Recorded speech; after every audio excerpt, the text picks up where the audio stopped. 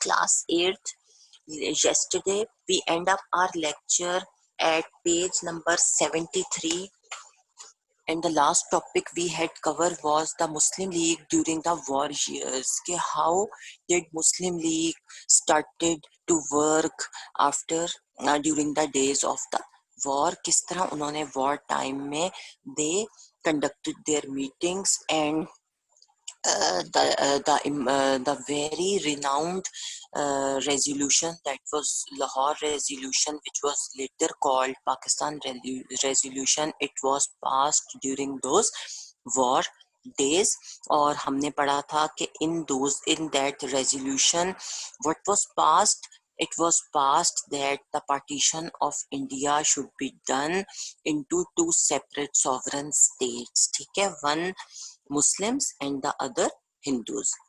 ठीक हो गया. And looked ahead to the establishment of Pakistan. अब यहाँ तक हमने पढ़ लिया था कि it was decided that the two separate states should be created out of the united India, out of the subcontinent. Now the next topic which we have to start today is after the war, unity and disunity, the Simla Conference. कि war जब end up हुई, when the war was over, how did Muslims and Hindus get united and how did they disunited, किस तरह वो unite हुए और किस तरह वो बिखर गए, डिसयूनाइट हो गए.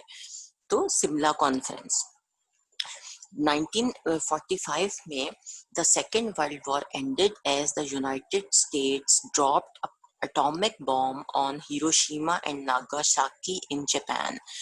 जब when the in 1942 when the World War II ended up, और किस तरह ended up हुई, जो यूनाइटेड स्टेट्स थी, अमेरिका था, it had dropped atomic bombs. उसने एटॉमिक बॉम्ब्स जो थे वो फेंके जापान के टू सिटीज के ऊपर, हिरोशिमा और नागासाकी के ऊपर. और जापान जो था, it was creating problems for the Indians or for those states who were the colonies of the Britishers. ये हमने पीछे पढ़ा था. तो war was ended up when America dropped atomic bombs on Japan's two cities, Hiroshima and Nagasaki. And Japan's then after America has dropped the atomic bomb, तो Japan जो था it surrendered, उसने हार मान ली, and the subcontinent was no longer under threat. और subcontinent जो था, which was supposed to be the colony of Britishers, तो उनको चूंकि थ्रेट था फ्रॉम जापान कि जापान जो है वुड टेक ओवर देम, उनको ले लेगा. तो उस वक्त जब अमेरिका ने बॉम्ब्स ड्रॉप किए जापान के सिटी के ऊपर, तो it was a great loss for Japan. और आफ्टर दैट जापान सरेंडर्ड, उसने हार मान ली. और जो सब लोग थे सब कॉन्टिनेंट के, वो they became happy because they were no longer under the threat of Japanese. अब उन्हें जापानियों से जापानीज से कोई हार्म, कोई खतरा नहीं था. और इस बॉम्ब्स के ड्रॉप करने से पहले अमेरिका के ब्रिटिश जो सब कॉन्टिनेंट था, जो इंडियंस थे, they were afraid of Japan. और हमने पढ़ा था कल कि जितनी भी कॉलोनीज थी जो ब्रिटिशर्स के अंडर थी, all of them were under threat from Japan. उसके बाद जो वाइसरॉय थे lord Wavell held meetings at Shimla as a last attempt to bring Congress and Muslims together. और उसके बाद after the World War I had ended, जो अंग्रेज थे, ब्रिटिशर्स थे, उनके जो वाइसरॉय थे वेवल, उन्होंने शिमला जो है, that is the name of a place, Shimla के अंदर में उन्होंने कुछ मीटिंग्स जो थी वो कंडक्ट की. और जो वो मीटिंग थी शिमला में, वो लास्ट अटेम्प्ट थी, आखिरी एफर्ट थी to bring Congress and Muslims together, Muslims और हिंदूस को कंबाइन करने के लिए, यूनाइट करने के लिए, ज्वाइन करने के लिए ये मीटिंग्स जो थी they were suppose to be the last efforts from the Britishers के शायद हिंदू और मुसलमान जो हैं वो अब भी एक पेज पर कंबाइन हो जाए, यूनाइट हो जाए। द सिमला कॉन्फ्रेंस फेल्ड, और सिमला कॉन्फ्रेंस जो थी वो अनसक्सेसफुल रही, फेल्ड हो गई। However, and only 2 weeks later Churchill's government was voted out of power in Britain and a Labour socialist government came in।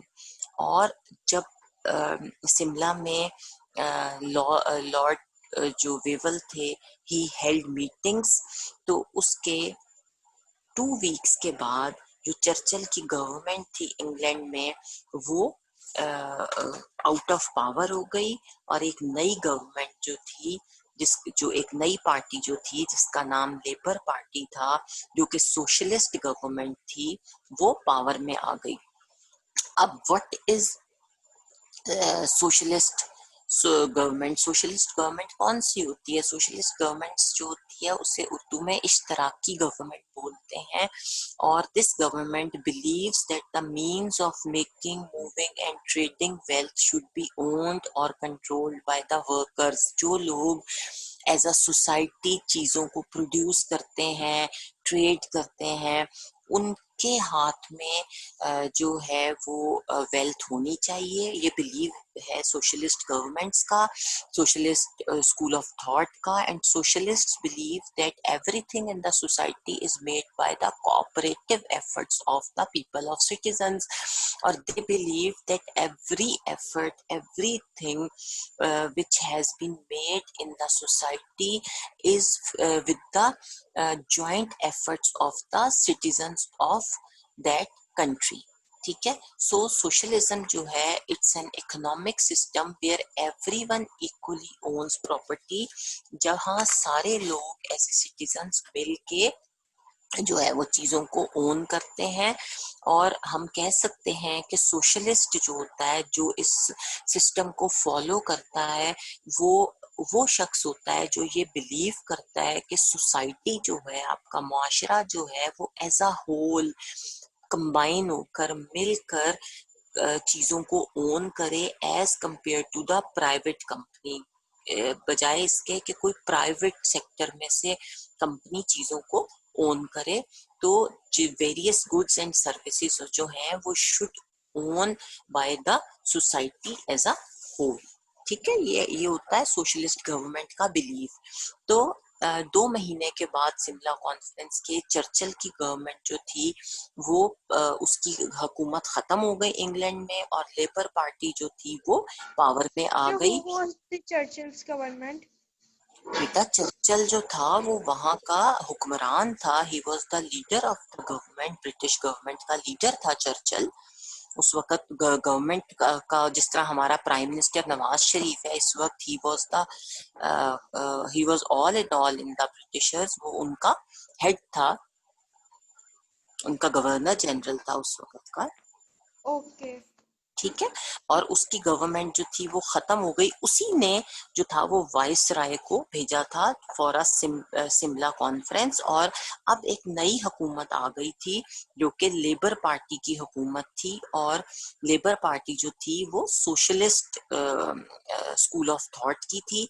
और लेबर पार्टी जो थी वो सोचती थी कि ब्रिटिश रूल इन इंडिया, अब वो क्या सोचती थी जो नई गवर्नमेंट आई थी, वो सोचती थी कि British rule in India was more trouble than it was worth. अब वो ऑपोजिट लाइंस पर ही दैट गवर्नमेंट स्टार्टेड थिंकिंग, वो ये सोचती थी कि हम जितनी एफर्ट सब कॉन्टिनेंट के ऊपर कर रहे हैं कि ये हमारी कॉलोनी बना रहे, हम ब्रिटिशर्स जो हैं वो हिंदुओं और मुसलमानों को गवर्न करते रहें, वो ज्यादा ट्रबल सम है एज कंपेयर टू कि उसकी वर्थ क्या है। जितनी उसकी कदरो कीमत है उससे ज्यादा वो मुश्किलात पैदा कर रही है ब्रिटिशर्स के लिए। सो दे थॉट कि we should liberate the subcontinent, हमें इतनी टेंशन लेने की क्या जरूरत है, हमें सब कॉन्टिनेंट को आजाद कर देना चाहिए। और उनकी ये जो थिंकिंग थी, इस पर इंडियंस जो थे वो बहुत खुश हुए, दे रिजॉइस्ड, वो बहुत खुश हुए, और knowing that the British would soon leave, और then they got to know कि जो ब्रिटिशर्स हैं वो जल्द ही मुल्क को छोड़ जाएंगे, क्योंकि अब उन्होंने ये सोचना शुरू कर दिया था ब्रिटिशर्स ने कि हमें इनको यूनाइट करके रखने की कोई खास जरूरत नहीं है, क्योंकि ये हमारे लिए ट्रबल क्रिएटर है, ये खित्ता, ये region, as compare to its worth, कि जितनी इसकी कद्र कीमत है उससे ज्यादा ये हमारे लिए मुश्किलात पैदा करते हैं। उसके बाद शिमला कॉन्फ्रेंस फेल हो गई। उसके बाद कैबिनेट मिशन प्लान जो था वो ब्रिटिश गवर्नमेंट ने भेजा, और आप ये 6 पॉइंट दोनों फिगर्स देखें, पहले 6.11 देखें, उसमें आप कायदे आजम को देखेंगे वाइस रॉय के साथ, वेवल के साथ, ठीक है, और फिर यहाँ आप देखें 6.12, इसमें आप गांधी और नेहरू को देखेंगे। गांधी जो है वो आपको बगैर कपड़ों के नजर आ रहे हैं, और नेहरू जो है वो साइड पे बैठे हुए हैं, लेफ्ट, ठीक है, और ये 1946 में कांग्रेस की मीटिंग के दौरान की तस्वीर है। अब 1946 में, अब हम कैबिनेट मिशन प्लान पढ़ रहे हैं। अब 1946 में 3 सीनियर मेंबर्स जो थे ब्रिटिश गवर्नमेंट के, they came to subcontinent to again try to solve the Congress Muslim problem, और फिर 3 सीनियर लीडर्स जो थे from the British government, they came to India and they tried their best to solve the problems between the Hindus and Muslims, between the Congress and Muslim League.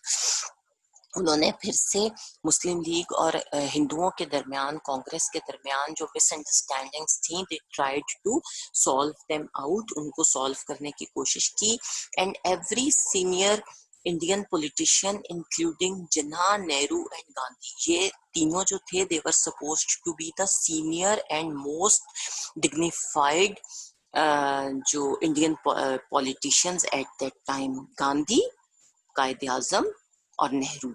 और British जो थे they put, अच्छा, अब Britishers ने इनके साथ meetings की, तीनों के साथ दिल्ली में, और इन तीनों ने ब्रिटिशर्स की मीटिंग्स को दे अटेंडेड, और ब्रिटिशर्स जो थे उन्होंने एक स्कीम पुट फॉरवर्ड की, एक स्कीम इनको इनके सामने रखी, उसको कैबिनेट मिशन प्लान बोलते हैं उस स्कीम को, विच प्रपोज्ड दैट, और उस स्कीम में क्या चीज प्रपोज की गई, क्या चीज ऑफर की गई इनको, कि that a united India should be ruled by a single government, और ये बात ऑफर की गई कि जो यूनाइटेड इंडिया है, जो उस वक्त सब कॉन्टिनेंट था, यूनाइटेड इंडिया मींस जिसमें हिंदू और मुसलमान कंबाइनली यूनाइटेडली रह रहे थे, तो उस यूनाइटेड इंडिया को एक सिंगल गवर्नमेंट, दो गवर्नमेंट्स नहीं होंगी बल्कि एक ही गवर्नमेंट रूल करेगी, बट जो with the subcontinent divided into 3 groups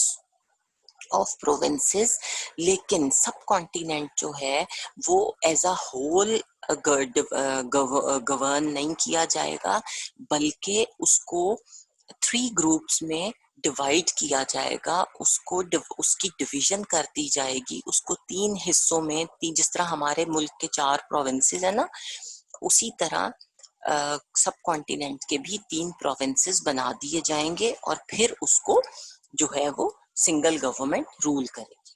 clear? Now next topic is the great Calcutta killing. अब कलकत्ता में जो उनका शहर है इंडिया का, वहां पर बहुत बड़ी तादाद में लोग जो थे वो मारे जाने लगे, बहुत बड़ी तादाद में लोगों का कत्लो गारत जो था वो शुरू हो गया। और what was the reason behind that, उसके पीछे रीजन क्या थी? The Muslim League at first accepted the cabinet mission plan, as did Congress. अब कांग्रेस एंड हिंदूज बोथ, दोनों ने, they both agreed the cabinet mission plan initially, शुरू में दोनों ने उसको एक्सेप्ट कर लिया। क्या प्रपोजल एक्सेप्ट कर लिया? जो ब्रिटिश कैबिनेट मिशन प्लान ने उनको दिया था, एंड प्रपोजल वाज दैट, क्या प्रपोजल था हमने अभी पढ़ा है कि जो इंडिया होगा United, it should be ruled by a single government, but subcontinent will be divided into 3 provinces. तो शुरू में मुस्लिम लीग एंड कांग्रेस जो था, both of them initially agreed upon the plan, मान लिया उन्होंने। However, the league soon began to suspect that Congress would wreck the plan.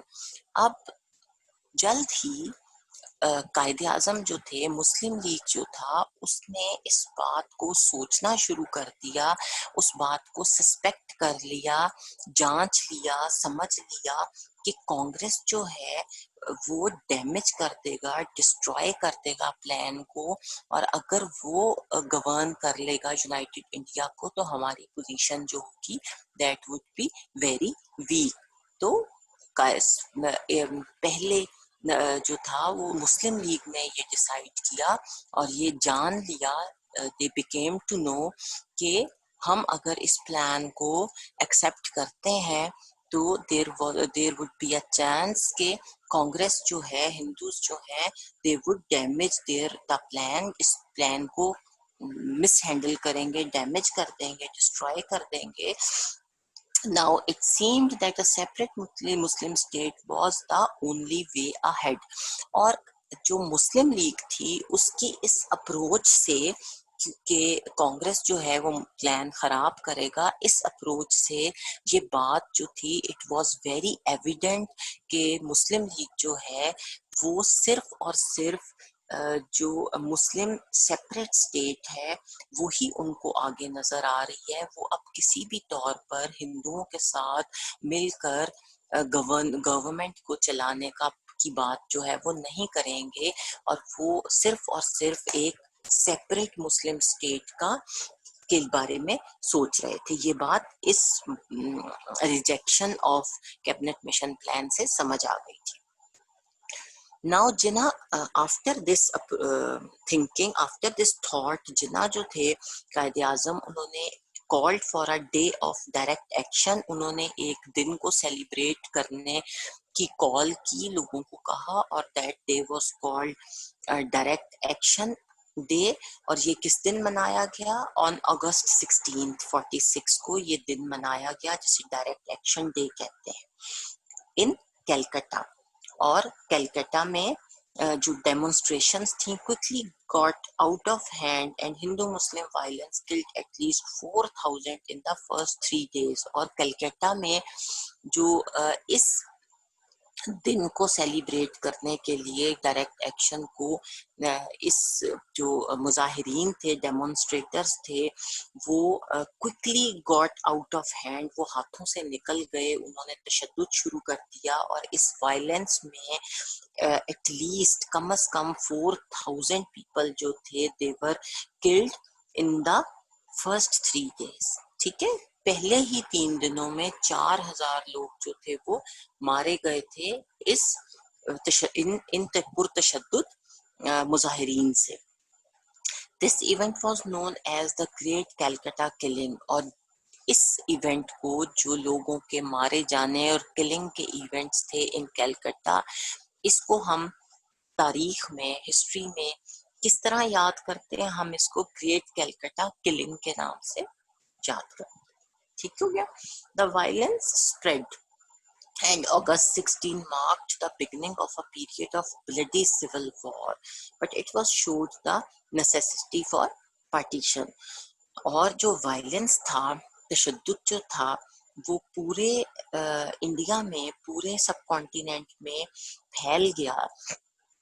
और 16 अगस्त जिसे डायरेक्ट एक्शन डे के तौर पर मनाया गया, वो स्टार्ट, उसको मार्क करते हैं, उसको हम याद करते हैं उस दिन के तौर पे कि जिस दिन वो बिगनिंग थी ब्लडी सिविल वॉर की। सिविल वॉर क्या होती है? सिविल वॉर होती है खाना जंगी।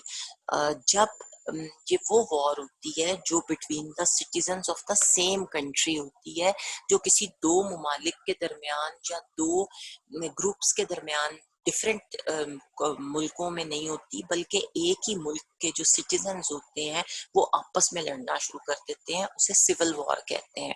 और खून खराबे से भरी जो सिविल वॉर थी ये इवेंट जो था इसने शुरू किया एक सिविल वॉर जो कि ब्लडी सिविल वॉर थी। लेकिन ये जो इवेंट था, ये जो सिविल वॉर थी, ये उस वक्त की seemed to be the necessity for partition, और मुसलमानों की आज़ादी के लिए ये सिविल वॉर जो थी ये बहुत ज़रूरी थी, क्योंकि मुसलमान और हिंदू अब डिसाइड कर बैठे थे, स्पेशली मुस्लिम्स, कि अब वो इकट्ठे जिंदगी नहीं गुजार सकते। ठीक हो गया। हालांकि सिविल वॉर जो होती है that is not supposed to be a very good symbol in a country, वो किसी भी मुल्क में बहुत अच्छा सिंबल नहीं कंसिडर किया जाता, लेकिन उस वक्त की नेसेसिटी ये थी, उस वक्त की ज़रूरत ये थी कि मुल्क को आज़ाद कराने के लिए कि सिविल वॉर ठीक कंसिडर की गई। क्लियर? नाउ बेटा टर्न योर पेज, मैं भी अपना पेज टर्न करती हूँ।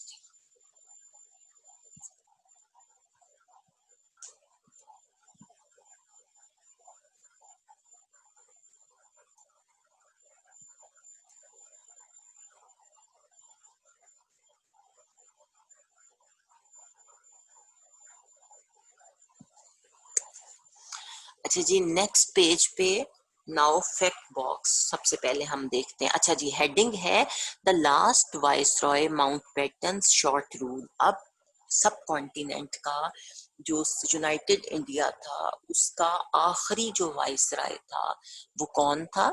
माउंटबेटन था। वाइसराय माउंटबेटन था, और यही वो शख्स था जिसने सब कॉन्टिनेंट को डिवाइड किया था, और सब कॉन्टिनेंट को कनिंगली इसने जो था वो नेहरू के साथ और इंडियन गवर्नमेंट के साथ अपनी एफिलिएशन शो की थी, फ्रेंडशिप शो की करके उनको अननेसेसरीली कुछ पोर्शंस जो थे, कुछ रीजन्स जो थे जो कि मुस्लिम मेजॉरिटी एरियाज थे, वो इंडियंस को दे दिए थे। अब फैक्ट बॉक्स क्या है about the viceroy Mountbatten? Mountbatten जो था he was the last viceroy और रियर एडमिरल विस्काउंट लुइस माउंटबेटन इसका पूरा नाम था। He was a British aristocrat. Aristocrat होता है वो शख्स जो बहुत एलीट क्लास को, बड़ी अपर क्लास को बिलोंग करता है, हाईएस्ट क्लास जो होती है किसी भी सोसाइटी की उसको वो बिलोंग करता है, और उसको हम कहते हैं कि वो एरिस्टोक्रेट है। तो माउंटबेटन जो था वो भी कंसिडर किया जाता था, समझा जाता था एलीट क्लास को बिलोंग करता था, और हाईएस्ट क्लास से उसका जो था वो ताल्लुक था।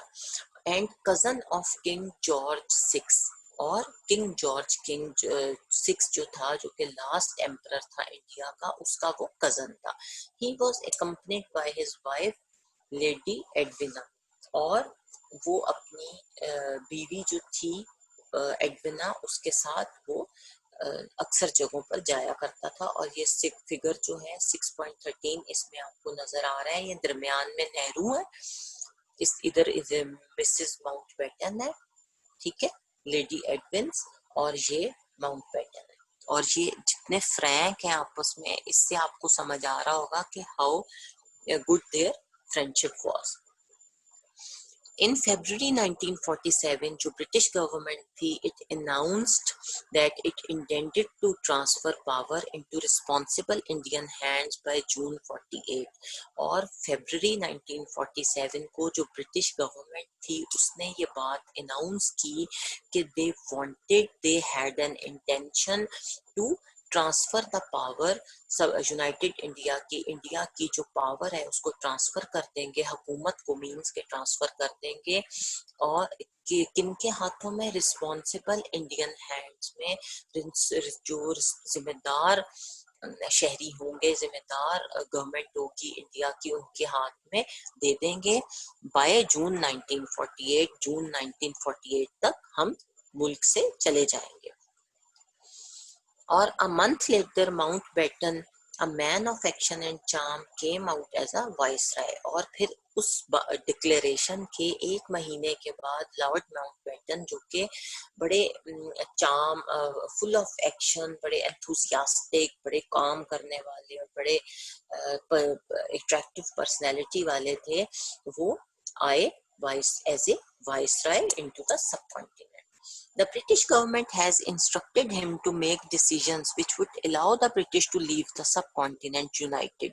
और ब्रिटिश गवर्नमेंट ने उन्हें इंस्ट्रक्शंस दे के भेजा, उन्हें कुछ सेट ऑफ रूल्स जो थे, कुछ सेट ऑफ इंस्ट्रक्शंस दी कि वो ऐसा डिसीजन करें जो कि ब्रिटिश गवर्नमेंट को अलाउ करे to leave the subcontinent united, कि वो सबकॉन्टिनेंट को यूनाइटेड छोड़े, preferably using the proposals of the cabinet mission plan.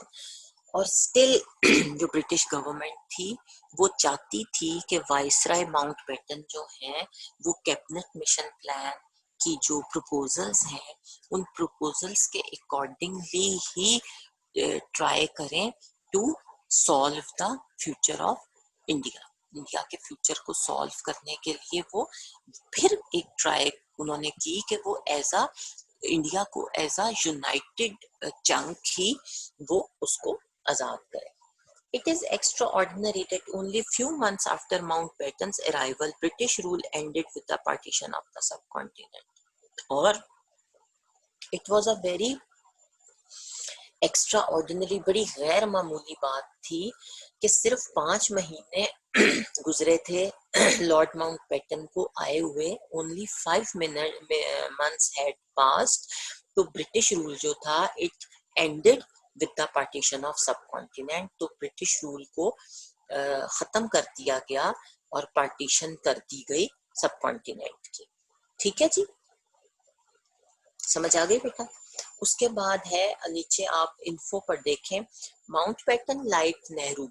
अब ये तस्वीर देखें आप, इनकी कितनी फ्रेंडशिप आपको नजर आ रही है 6.13 में, माउंटबेटन, मिसेस माउंटबेटन और नेहरू की. तो माउंटबेटन जो थे वो नेहरू को बहुत पसंद करते थे, but describe Jinnah as cold. लेकिन जिना को वो एज अ कोल्ड पर्सन जो थे वो डिस्क्राइब करते थे कि वो बड़े ही अनइमोशनल हैं, बड़े ही कोल्ड हैं. और ठीक है टीचर, और जी बेटा, माउंटबेटन जो है वो ये व्हाइट सूट में है जी बेटा, लेफ्ट साइड पे. लेफ्ट साइड पे जी. और ये उनकी मिसेज है और ये दरमियान में नेहरू जो है मजाक कर रहे हैं उनके साथ. तो ये क्या शो कर रहा है? शो कर रहा है कि वो लोग बड़े फ्रेंड्स थे आपस में, उनकी बड़ी आप हम तो इस तरह इसके साथ ही मजाक करते हैं ना जिसके साथ दोस्ती हो, है ना. तो इनकी भी आपस में फ्रेंडशिप थी. ठीक हो गया बेटा. अच्छा जी, अब हम पढ़ेंगे changing minds. Many British people were against the idea of partition because they believed. अच्छा जी, अब बहुत सारे जो ब्रिटिशर्स थे, इंग्लिश मैन थे, they were actually against the idea of a partition. वो पार्टीशन हिंदुओं और मुसलमानों की जो थी उसके अगेंस्ट थे, उसके मुखालिफ थे. और वजह क्या थी?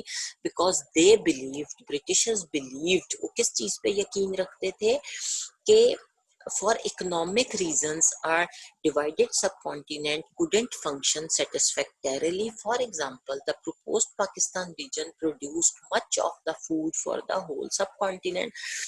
पहला रीजन जिसकी वजह से अंग्रेज नहीं चाहते थे कि सब कॉन्टिनेंट डिवाइड हो, वो ये था कि इकोनॉमिक जो मनी मैटर्स थे, जो फाइनेंशियल रीजन था, वो नहीं चाहते थे कि सब कॉन्टिनेंट डिवाइड हो, क्योंकि वो उनको पता था कि सब कॉन्टिनेंट शायद प्रॉपरली सेटिस्फैक्टरली काम नहीं कर पाएगा, क्योंकि ज्यादातर खाना जो था, फूड क्रॉप्स जो थी, वो पाकिस्तान का जो पोर्शन था, जो पाकिस्तान के हिस्से में आना था, वो प्रोड्यूस कर रहा था, वहां पैदा हो रही थी. सेकेंडली, एडमिनिस्ट्रेटिव प्रॉब्लम्स इन्वॉल्व थी बहुत ज्यादा, कि किस तरह चीजों को एडमिनिस्टर किया जाएगा, उनको लुक आफ्टर किया जाएगा. फिर Muslims lacked the experience to run a separate country.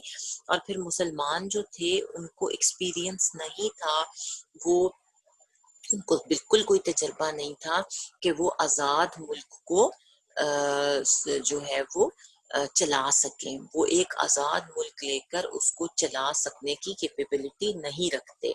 और फिर to divide the arm forces India, giving India and Pakistan a small force each but put the defence of the subcontinent and risk. और फिर army को वो किस तरह divide करेंगे, ये भी उन्हें खतरा था कि अगर आर्मी कम हो जाएगी दोनों ममालिक के पास तो वो सब कॉन्टिनेंट को किस तरह कंट्रोल कर सकेंगे, रिस्क पे आ जाएगा सब continent. However, Mountbatten soon realized that urgent action was necessary because British were in danger of losing control.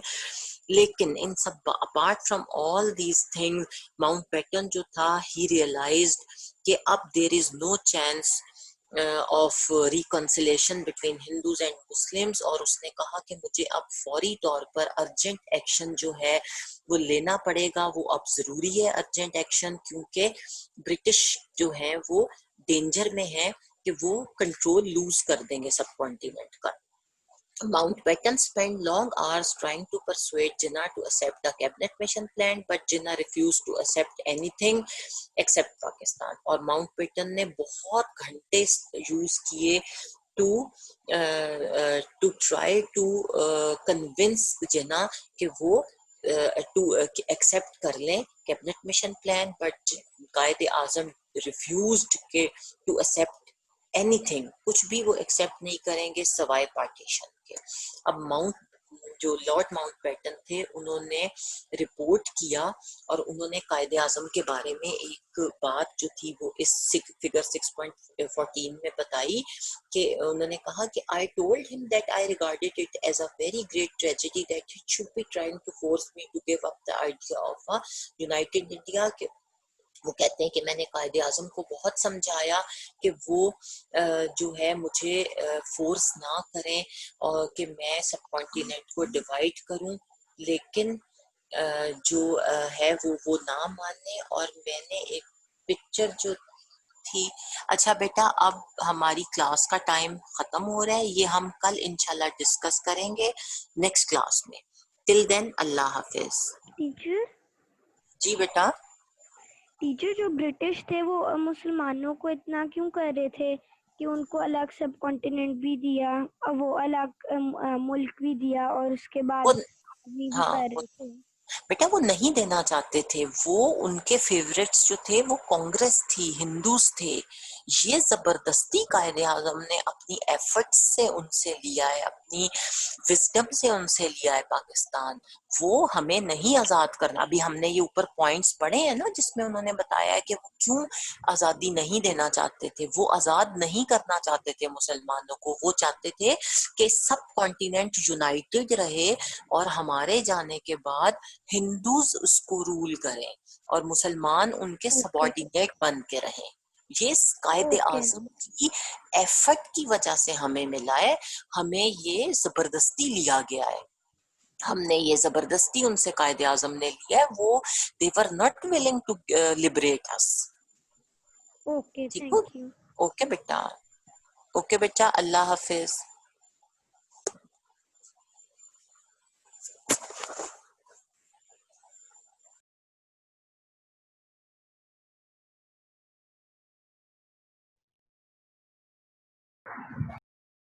Hello hello teacher, अस्सलाम वालेकुम। Hello hello hello meeting is over.